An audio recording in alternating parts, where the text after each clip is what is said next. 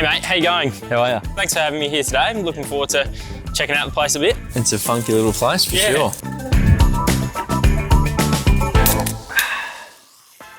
Thanks for having me here today at Funk Cider. It's good to be here. Good to have a bit of a taste. So it all kind of started with the juice company. Can you tell us a little bit about how you got going with that, where that all started, and then how you ended up down here? We originally started our cold press juice company, Michael Brothers Juice, on our family farm. We're always pretty entrepreneursy, I would say, and pretty health conscious as well. And so we thought it was a bit of an opportunity to get into the juice market. And then 9 months later, we moved down to what used to be a winery there and turned it into a juice facility. Just naturally being home brewers and stuff and interested in ferments, and that naturally progressed into cider as well. And Funk Cider opened up its doors in 2016. And so what does a typical day look like for you? I'm doing bits of everything. I'm a bit of a managing director, so managing all the departments, sales and production and R&D and finance and blah, blah, blah. Bit of quality control too. Bit of quality control on a Monday, nothing like it. Yeah. Did you always want to be an entrepreneur growing up, or? Good question. When I was very young, used to want to be a farmer. And then as I grew older,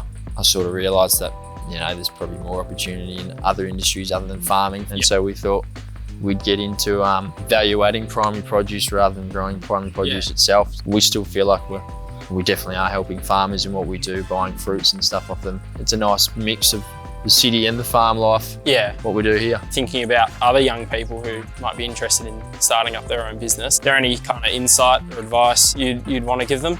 Just hone in on what you think is right. Don't worry about what anyone else tells you. It works out because you got the right attitude, and you just have to make it work at the end of the day. Yeah. You definitely become more entrepreneurial as you get a bit of experience, but there's a spark within some people that gets them to get off their feet and actually get out there and have a go to start with as well. We started with juice and we ended up in cider and beer and wine, so who knows what's next, We'll just keep doing what we enjoy. Thanks for having me on site today. It was good to kind of hear a bit more about what goes on behind the bar. Thanks for coming out. Thanks for seeing behind the scenes, and keep your ears out for some new exciting ventures that we've got to come.